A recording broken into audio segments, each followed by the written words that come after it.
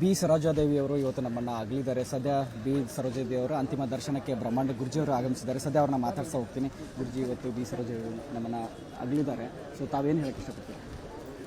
ಸರೋಜಾದೇವಿಯವರು ಅಗಲಿದ್ದಾರೆ ಅಂತ ಹೇಳುತ್ತಾರೆ ಭಾಳ ಜನ. ಏನು ಅಂದರೆ ಮನುಷ್ಯರು ಇದ್ದಾಗ ಅಯ್ಯೋ ಈಗ ಇನ್ನೂ ಬದುಕಿದಾರಾ ಅಂತಾರೆ. ಆರೋಗ್ಯ ಕೆಟ್ಟೋದ್ರೆ ಮನುಷ್ಯನ ಕೆರೆ ಮಾಡಲ್ಲ. ಸೊ ಅದರಲ್ಲಿ ಮನುಷ್ಯ ಬದುಕಿ ಬಾಳಿರ್ತಕ್ಕಂಥ ದೊಡ್ಡ ಮನುಷ್ಯ ಆಗಿ, ಒಂದು ದೊಡ್ಡ ಸೆಲೆಬ್ರಿಟಿ ಆಗಿ ಆಸ್ತಿ ಎಲ್ಲ ಸಂಪಾದನೆ ಮಾಡಿದ್ದೀನಿ. ನನ್ನ ಮಕ್ಕಳು ನಾನು ನೋಡ್ಕೊಳ್ಳಿ, ನನ್ನ ಮೊಮ್ಮಕ್ಕಳು ನಾನು ನೋಡ್ಕೊಳ್ಳಿ, ಅಥವಾ ಸುತ್ತಮುತ್ತಲು ಇರೋ ಜನ ನಾನು ನೋಡ್ಕೊಳ್ಳಿ, ಕೆಲಸದವ್ರನ್ನ ಅವ್ರವ್ರು ಇಟ್ಕೊತಾರೆ. ಎಷ್ಟೇ ಇಟ್ಕೊಂಡ್ರೆ ಇವತ್ತು ಒಂಟಿಯಾಗಿ ಹೋಗ್ತಾರೆ ನೋಡಿ. ಆ ಒಂಟಿತನ ಏನು ಕಾಡತ್ತೆ, ಅಯ್ಯೋ ನನಗೆ ದಯವಿಟ್ಟು ಮುಕ್ತಿ ಕೊಡಿಸ್ಬಿಡಿ, ಬೇಜಾರು ಅಂತ ಯಾವಾಗಾದ್ರು ಹೇಳ್ಕೊತಾರೆ. ಸೊ ಅಂಥ ಒಂದು ಯಾವತ್ತಾದ್ರೂ ವ್ಯಥೆಗಳನ್ನ ನನಗೊಂದು ಈಗೊಂದು 2 ತಿಂಗಳಲ್ಲಿ ಪಾಪ ಫೋನ್ ಮಾಡಿದರು. ಅದಾದಮೇಲೆ 1.5 ತಿಂಗಳ ಹಿಂದೆ ನನಗೆ ಯಾವುದೋ ಒಂದು ದೇವಸ್ಥಾನ ವಿಚಾರ ಕೇಳಬೇಕಾಗಿತ್ತು. ಅಡ್ರೆಸ್ ಕೇಳೋಕ್ಕೆ ಮರ್ತೋಗಿದ್ದೀನಿ. ಅದು ಮೊದಲು ಹೋಗಿದ್ದೆ. ಅದು ಯಾವ ಡಿಸ್ಟ್ರಿಕ್ಟಲ್ಲಿ ಬರುತ್ತೆ ಅಂತ. ತಮಿಳ್ನಾಡಲ್ಲಿ ಒಂದು ದೇವಸ್ಥಾನ ಬಹಳ ವಿಶೇಷವಾಗಿ ಪಿಳ್ಳೆರಪಟ್ಟೆ ಹತ್ರ ಗಣಪತಿ ಇದ್ದಾನೆ. ಆ ಗಣಪತಿಗೂ ಮೂಲಸ್ಥಾನ ಗಣಪತಿ. ಇವ್ರು ಗಣಪತಿ ತುಂಬ ಇಷ್ಟ ಸರೋಜಮ್ಮನಿಗೆ. ಆಗ ಡಾಕ್ಟರ್ ರಾಜ್ಕುಮಾರ್ ಅವ್ರ ಮನೆ ಕೂಡ ಮನೆ ಮುಂದೆ ಮುತ್ತುರಾಜು ಅಂತ ಏನು ಹೆಸರಿಟ್ರು, ಗಣಪತಿ ಇಟ್ಬಿಟ್ರು ರಾಜ್ಕುಮಾರ್ ಅವರೇ ಅಂತ ಹೇಳಿ ಆ ಗಣಪತಿನ ರಾಜ್ಕುಮಾರ್ ಅವ್ರ ಮನೆ ಮುಂದೆ ಇಳಿಸಿದ್ದು ಸರೋಜಾದೇವಿಯವರೇ ಒಂದು ಸಲಹೆ ಕೊಟ್ಟಿದ್ದಾಗ ಒಂದು ಸಮಯದ ಸ್ಟುಡಿಯೋದಲ್ಲಿ.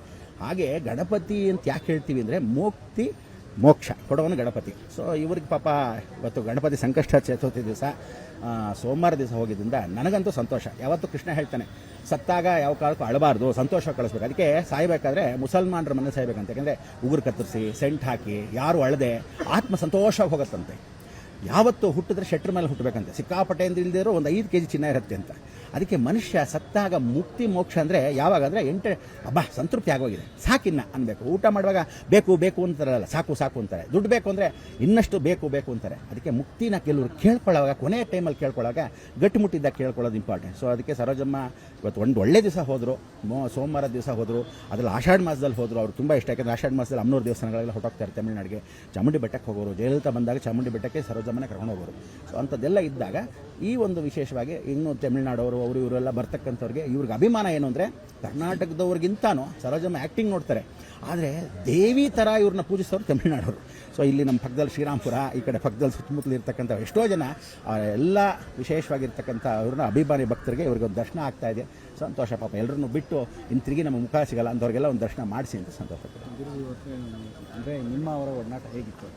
ನಾನು ಸುಮಾರು ಅವ್ರ ಹತ್ರ 13 ಪಿಕ್ಚರ್ಗಳು ಮಾಡಿದ್ದೀನಿ. ಬಾಲ್ಯದಲ್ಲಿ ಒಂದಷ್ಟು ಮಾಡಿದ್ದೀನಿ.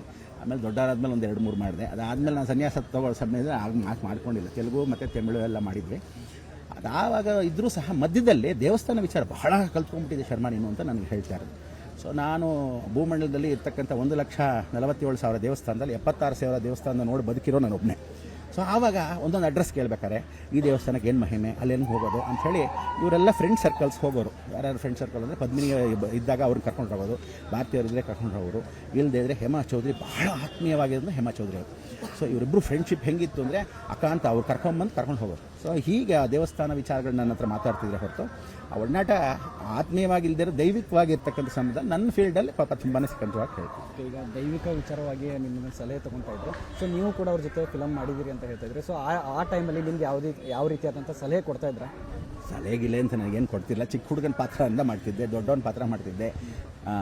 ಪರಾಶಕ್ತಿ ಅಂತ ದೇವರು ಆದಿಪರಾಶಕ್ತಿನಲ್ಲಿ ಕೈಕೂಡ್ಪಾಳು ಕರ್ಪಗಾಂಬ ಮಾಡುವಾಗ ಸರೋಜಮ್ಮ ಆವಾಗ ಗಂಗೆ ಪಾತ್ರ ಮಾಡ್ತಿದ್ರು. ಅದಾದಮೇಲೆ KR ವಿಜಯ ಪಾರ್ವತಿ ಪಾತ್ರ ಮಾಡ್ತಿದ್ರು. ಆವಾಗ ನಾನು ದೊಡ್ಡ ಮೇಲೆ ಸುಬ್ರಹ್ಮಣ್ಯನ ಪಾತ್ರ. ಸೊ ಬಿಸಿಯೆಸ್ಟ್ ಚೈಲ್ಡ್ ಆರ್ಟಿಸ್ಟ್ ಅಂದರೆ ಆ ಸಮಯಕ್ಕೆ ತಮಿಳು ತೆಲುಗುಗೆ ಚಿಕ್ಕ ಪಾತ್ರಗಳು ಕರೆಯೋದು. ಆಮೇಲೆ ಹೊಸ ಡೈರೆಕ್ಟರ್ಗಳೆಲ್ಲ ಬಂದಾಗ ಅವ್ರಿಗೆ ಯಾರಿಗೂ ಪಾಪ ನಾನು ಯಾರು ಅಂತ ಹಳೆಯವ್ರಿಗೆ ಗೊತ್ತಿಲ್ಲ. ನಾನೆಲ್ಲ 1 ಡೇ ಮ್ಯಾಚ್ ಆಡ್ತಿದ್ದೆ, ಟೆಸ್ಟ್ ಮ್ಯಾಚ್ ಆಡ್ತಿರ್ಲಿಲ್ಲ. ಸೊ ಅದರಿಂದ ನಮ್ಗೆ ಯಾವಾಗ ರಜಾ ಇತ್ತು ಹೋಗ್ತಿದ್ವಿ. ಬಟ್ ಆವಾಗ ಇಂಥ ಕೊಳಂದೆ ಪೊಟ್ಟು ಕೂಡ ಮೊಮ್ಮಗನ ಕ್ಯಾರೆಕ್ಟ್ರು ಇವನು ಹಾಕೊಂಡು ಬೇರೆಯವ್ರಿಗೆ ರೆಕಮೆಂಡ್ ಮಾಡೋರು. ಯಾಕೆಂದರೆ ಸ್ಟುಡಿಯೋ ಎಲ್ಲ ಪಕ್ಕದಲ್ಲೇ ಇತ್ತು. ವಾಹಿನಿ ಸ್ಟುಡಿಯೋ ಆಗಲಿ, ಜಮ್ನಿ ಸ್ಟುಡಿಯೋ ಆಗಲಿ ಎಲ್ಲ ಪಕ್ಕದಲ್ಲಿತ್ತು. ತಮಿಳ್ನಾಡೇ ಸೆಂಟ್ರ್ ಇತ್ತು. ಎಂಟೈರ್ ಸೌತ್ ಇಂಡಿಯಾಗೆ ತಮಿಳ್ನಾಡು ಸೆಂಟ್ರ್ ಇತ್ತು. ಮತ್ತು ಎಲ್ಲರ ಜೊತೆನೂ ಒಡನಾಟ ಎಷ್ಟು ಚೆನ್ನಾಗಿತ್ತು ಅಂದರೆ ಇವ್ರ ಮನೇಲಿ ಅಡುಗೆ ಮಾಡ್ಕೊಂಬರೋರು. ನಾನ್ ವೆಜ್ ಅವ್ರಿಗೆ ನಾನ್ ವೆಜ್ಜು, ವೆಜ್ ಅವ್ರಿಗೆ ವೆಜ್ಜು. ಅದಾದಮೇಲೆ ಶಿವಾಜಿ ಮನೇಶ್ ಮನೇಲಿ ಅವ್ರು ಮಾಡ್ಕೊಂಬರೋರು. ಮನೋರಮ ಮನೇಲಿ ಮನೋರಮ ಮಾಡ್ಕೊಂಬರೋರು. ಎಲ್ಲ ಒಟ್ಟಿಗೆ ಕೂತ್ಕೊಳ್ತಿದ್ರು. ಅರುಣಾಚಲಂ ಪಿಕ್ಚರ್ ತೆಗಿವಾಗಲೂ, ರಜನಿಕಾಂತ್ ಪಿಕ್ಚರ್ ಇಲ್ಲಿ ನಮ್ಮ ಇದರಲ್ಲಿ ಟಿ ನರಸೀಪುರದ ತೆಗೆದಾಗಲೂ ಹಿಂಗೆ ಒಟ್ಟೆ ಕೂತ್ಕೊತಿದ್ವಿ. ಈಗ ಆ ಒಗ್ಗಟ್ಟು ಅನುಬಂಧ ಅನ್ನೋದೇ ಇಲ್ಲ. ಸುಮ್ಮನೆ ಎಲ್ಲರೂ ಹೇಳ್ಕೊತಾರೆ ಅಷ್ಟೇ. ಮನೆ ಒಳಗೆ ಎಷ್ಟೋ ಜನಕ್ಕೆ ಪಾಪ ಇವ್ರನ್ನ ಒಂದು ಲೋಟ ನೀರು ಕೊಡು ಅಂದರೆ ಅಲ್ಲಿಂದ ಹಿಂಗೆ ಕರೀತಾರೆ ವಯಸ್ಸಾದವರು. ಪಕ್ಕದಲ್ಲಿ ಯಾರೋ ಇರಬೇಕು ಜೊತೆ ನೋಡ್ಕೊಳ್ಳೋಕ್ಕೆ. ಅಂಥದ್ದೆಲ್ಲ ಬೇಜಾರಾಗುತ್ತೆ. ಪಾಪ ಅವ್ರವ್ರ ಪರ್ಸ್ನಲ್ ನಾವು ಹೇಳೋಕ್ಕಾಗಲ್ಲ, ನಮ್ಗೆ ಗೊತ್ತಿದ್ರು ಹೇಳಲ್ಲ. ಆದರೆ ಪ್ರತಿಯೊಬ್ಬರೂ ವಯಸ್ಸಾದ ಕಾಲದಲ್ಲಿ ಬೇಕು ಅನಿಸುತ್ತೆ. ಅಂಥ ಸಮಯಕ್ಕೆ ನೋಡ್ಕೋಬೇಕು. ನಾವೇನು ಮಾಡ್ತೀವಿ, ಅಯ್ಯೋ ಸರೋಜಮ್ಮನ ಹೋಗಿ ನೋಡ್ಕೊಂಬಂದ್ಬಿಡೋಣ ನಾವು ಅನ್ಕೊತೀವಿ. ಬಟ್ ಅವರು ಬಿಡಲ್ಲ. ಕೆಲವರು ಅವ್ರ ಟೈಮಿಂಗ್ ಹೆಂಗಿದೆ, ಸರೋಜಮ್ಮ ಅಲಂಕಾರ ಮಾಡ್ಕೊಳ್ಳದೆ ಯಾರನ್ನೂ ಇಂಟ್ರೆಸ್ಟ್ ಇದೆ ಒಳಗೆ ಬಿಡ್ತಿರಲಿಲ್ಲ. ನಾನು ಹೇಗೆ ಹೀರೋಯಿನ್ ಆಗಿದ್ದೆ, ಈಗಲೂ ಹಿರಣ್ಯಗೆ ನಾನು ಮುಂದೆ ದರ್ಶನ ಕೊಡಬೇಕು ಹೊರತು ನನ್ನ ಮರುವು ಯಾರಿಗೂ ಆಗಬಾರ್ದು. ಇವರು ಅಷ್ಟೇ, ಸಾಧನೂ ಅಷ್ಟೇ ಹಂಗೆ ಮಾಡ್ತಾ ಇದ್ದಿದ್ದು. ಸೊ ಅದಕ್ಕೆ ಅವರು ಮೇಕಪ್ ಹಾಕಿ ಆಮೇಲೆ ಹೊರಗಡೆ ಬಂದು ಬೇರೆಯವ್ರಿಗೆ ಟೈಮಿಂಗ 10 ಗಂಟೆನ ನಾನು 5 ಗಂಟೆಗೆ ಮಾಡ್ಕೊಳ್ಳೋರು, 11 ಗಂಟೆಗೆ ಬರೋಕ್ಕೆ ಹೇಳೋ, ಆಮೇಲೆ ನಾನು ರೆಡಿಯಾಗಿ ಬರ್ತೀನಿ ಅಂತ. ಇವ್ರು ಯಾವತ್ತೂ ವಿತೌಟ್ ಮೇಕಪ್ಪು ಬೇರೆಯವ್ರಿಗೆ ದರ್ಶನ ಕೊಡ್ತಿದ್ರು. ಸೊ ಇದೆಲ್ಲ ನಾವು ತಿಳ್ಕೊಂಡು ವ್ಯವಸ್ಥೆ ಮಾಡಿಕೊಂಡಾಗ ಪರಿಪೂರ್ಣವಾಗಿರ್ತಿತ್ತು. ಸೊ ಅಂಥ ಒಂದು ಅನುಬಂಧದಲ್ಲಿ ಸರೋಜಮ್ಮ ಅವರು ಭಾಳ ಸ್ಟ್ರಿಕ್ಟು. ವಿಶೇಷವಾಗಿ ಮಗನ ಅಳಿಯನ್ ಕೂಡ ಕೇರ್ ಇಲ್ಲದೆ ಗೆಟೌಟ್ ಅಂದ್ಬಿಟ್ಟಿದ್ರು. ಯಾಕೆಂದರೆ ಅವ್ನು ಕುಡ್ಕೊಂಬಂದ, ಆಸ್ತಿನೇ ಬೇಕು ನನಗೆ ಬರ್ಕೊಡು ಅಂತ ಕೇಳ್ತಾನೆ ಅಂತ ಇಟ್ಕೊಳ್ಳಿ. ಅಂಥ ಸಮಯದಲ್ಲಿ ನಾವು ಯಾವುದೋ ಕೂತ್ಕೊಂಡಿದ್ವಿ ಎಲ್ಲೋ ಒಂದು ದೇವಸ್ಥಾನ ಹತ್ರ, ಇಲ್ಲಿ ಬಂದು ನಿನ್ನ ಮಾತು ಗಲಾಟೆ ಮಾಡೋದ, ಅವ್ನು ಕುಡ್ಕೊಂಬಂದಿದ್ದಾಗ ಗೆಟೌಟ್ ಅಂದರು. ಅದಕ್ಕೆ ಯಾರನ್ನೂ ಕೇರ್ ಮಾಡೋ ಸ್ಟ್ರಿಕ್ಟಾಗೇ ಇದ್ದರು. ಆ ಸಮಯಕ್ಕೆ ಒಂದ್ಸಲ ಹೇಳಿದ್ರು, ಜುಗ್ಗಾಗಿ ಕೂತ್ಕೊಂಡಿದ್ರು, ಏನು ಸರೋಜಮ್ಮ ಬೇರೆಯವ್ರಿಗೆಲ್ಲ ದಾನ ಮಾಡಿದ್ರಾ, ಕೆಲವೆಲ್ಲ ನಿಮ್ಮ ಹೆಸರು ಗೊತ್ತಿಲ್ಲದೆ ನಿಮ್ಮ ಯಜಮಾನ್ರ ಹೆಸರಲ್ಲಿ, ನಿಮ್ಮ ಅಮ್ಮನ ಹೆಸರಲ್ಲಿ ದಾನ ತಿರ್ಪಿ ದಾನ ಧರ್ಮ ಅಂತ ಭಾಳ ವಿಶೇಷವಾಗಿ ಅಮ್ಮನವರು ಒಂದು 10 ಗುಡಿಸಲು ಕಟ್ಕೊಟ್ಟಿದ್ದಾರೆ. ಇವತ್ತು ನೀವು ಕೊಳ್ಳೇಗಾಲ ಹತ್ರ ಹೋದರೆ ಕೂರ್ಮಿ ಕಟ್ಟೆ ಅಂತಿದೆ, ಅವ್ರಿಗೆ ಮನೆ ಇರಲಿಲ್ಲ, ಅಲ್ಲೊಂದು ಗುಡಿಸಲು ಕಟ್ಕೊಟ್ಟು 10 ಜನಕ್ಕೆ. ಇವತ್ತಿಗೂ ಹೇಳ್ಕೊಂಡಿಲ್ಲ, ಯಾರಿಗೂ ಹೇಳೂ ಇಲ್ಲ, ನನಗೆ ಗೊತ್ತು.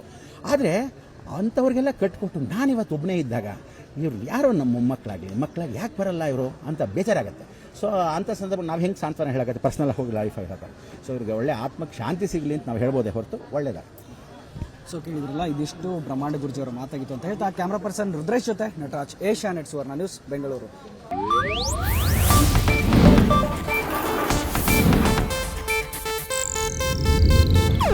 ಇದು ಏಷ್ಯಾನೆಟ್ ನ್ಯೂಸ್ ನೆಟ್ವರ್ಕ್ ಪ್ರಸ್ತುತಿ.